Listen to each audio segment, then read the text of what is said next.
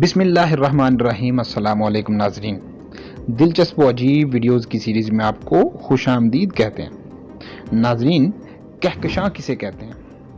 کہکشاں ایک نہایت بڑا کائناتی جسم ہوتا ہے جو ثقلی بندھن میں مربوط مختلف اجسام جیسے ستاروں، بین النجمی واسطہ اور تاریک مادے پر مشتمل ہوتا ہے۔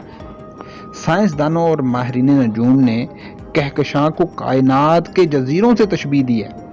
بالفاظ دیگر، یہ ستاروں کا ایک ایسا نظام ہوتا ہے جس میں کئی مختلف نظام شمسی ہو سکتے ہیں۔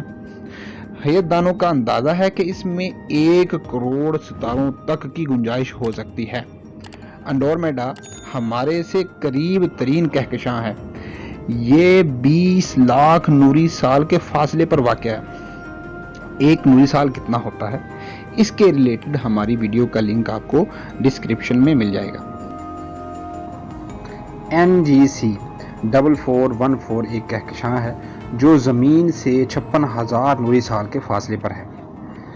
جنوری 1971 میں کیلیفورنیا یونیورسٹی کے ماہرین حیات نے 2 نئے کہکشاں دریافت کی تھی۔ ان کی موجودگی کا اب تک پتہ نہیں چلایا جا سکا کہ ان کے راستے میں 2 دیا کہکشاؤں کا ایک جرمٹ حائل تھا۔